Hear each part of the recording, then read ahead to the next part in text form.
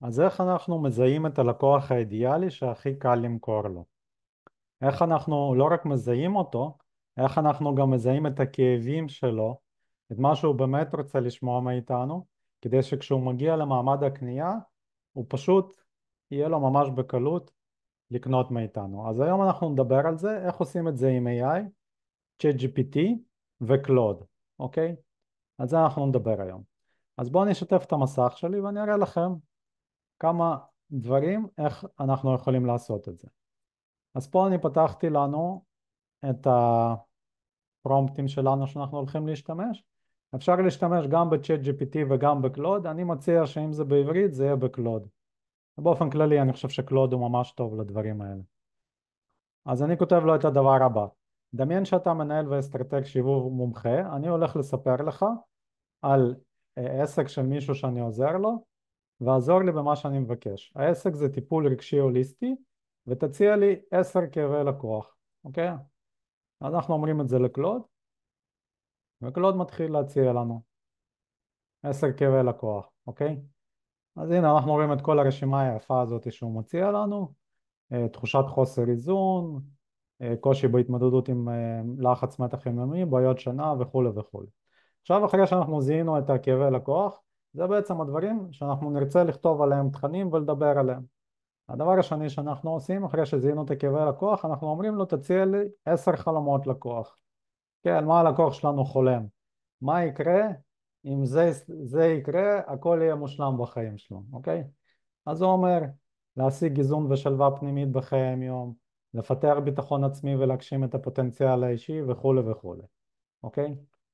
הדבר הבא שאנחנו נגיד לו, אנחנו נגיד לו את הדבר הזה: אנא עדכן את התשובות שלך למצב הנוכחי שזה מלחמה בישראל. יכול להיות שזה גם כן פרט מאוד משמעותי, כי לא בטוח שהוא יודע על זה. אוקיי? אז יפה, אז אנחנו אומרים לו את זה, והנה, ועכשיו הוא אפילו מוסיף עוד כמה דברים למצב הנוכחי: להשיג תחושת ביטחון ושלווה פנימית למרות המצב הביטחוני המתוח, לפתח חוסן נפשי להתמודדות עם מצבי לחץ וחרדה הקשורים למלחמה וכולי וכולי. אני חושב שכולנו מכירים את התקופה הזאת בישראל ככזאת. ובאופן כללי אנחנו יכולים לספר לו כמה שיותר פרטים שאנחנו רוצים כדי שהוא ידייק לנו. עכשיו אני אוסיף עוד משהו קטן, אני אחזור טיפה אחורה. גם פה כשאנחנו אמרנו לו את הדבר הראשון, אני הולך לספר לך על העסק, יכולתי להרחיב הרבה יותר מאשר טיפול רגשי הוליסטי. ממש מומלץ לתת כמה שיותר תוכן, לספר עלינו, במה אנחנו טובים, מה סוג הטיפול, מה סוגי הבעיות שאנחנו יכולים לפתור, אוקיי? וכולי וכולי, לתת לו פה כמה שיותר פרטים, אוקיי?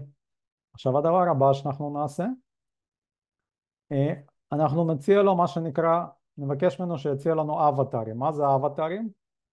אבטרים של לקוחות שמתאימים לכאבי לקוח וחלומות לקוח הנ"ל.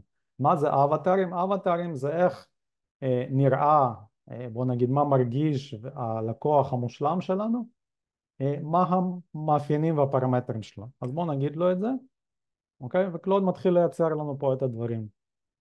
אז הנה הוא אומר, אבטר ראשון: דנה, אם חד-הורית בת 35, רקע עובדת במשרה מלאה, מגדלת 2 ילדים בגילי 5 ו8. הכאב זה חובה, חרדה וקושי בהתמודדות עם הדאגה לילדיה בזמן המלחמה, חלום למצוא איזון ושלווה פנימית כדי להיות עוגן רגשי עבור הילדים וכולי וכולי. עכשיו אנחנו יכולים להגיד לו לפרט על האבטרים הנ"ל, אוקיי? עכשיו הוא יפרט לנו גם. הוא ייתן לנו ממש פירוט הרבה הרבה יותר רחב, הוא אומר גם איפה היא עובדת, ומפרט הרבה יותר לעומק. עכשיו למה זה טוב? אחרי שאנחנו יצרנו בעצם את כל הדברים האלה, אנחנו נבחר את האבטרים שנראים לנו הכי רלוונטיים ואידיאליים, אוקיי? נעבור על כל הרשימה הזאת, נבחר אחד, גג 2, 3, שאנחנו רוצים לדבר לאבטרים האלה. עדיף שזה גם יהיה אבטרים שקל לנו לעזור, כי חווינו נגיד דברים דומים או משהו בסגנון כזה, או שטיפלנו כבר באנשים מהסוג הזה, אוקיי? ואז כשאנחנו בוחרים, אז אנחנו נגיד לו בחר אבטר מספר 1, אוקיי? מספר 1, וכתוב לו ונגיד הצע דוגמאות לתכנים לפייסבוק, אוקיי? אז הנה, אני מתחיל להציע כל מיני דברים.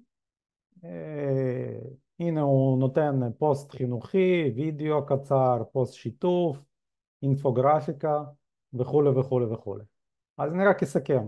ברגע שבנינו את האבטר לקוח שלנו, אנחנו יכולים לשמור אותו עם הכאבי לקוח, ומתוך זה אנחנו מתחילים ליצור את כל התכנים שלנו. לא משנה לאיזה רשת חברתית, אבל התהליך של הבנייה האבטר הוא השלב הראשון בעצם שצריך לעשות לפני שאנחנו מתחילים לכתוב את כל התכנים, כדי שהתכנים ידברו על הכאבים והחלומות של הלקוח, כדי שיהיה לנו קל למכור לו. אז אני מזמין אתכם לצפות בפרק הבא, פרק מספר 3, נתראה בפרק הבא.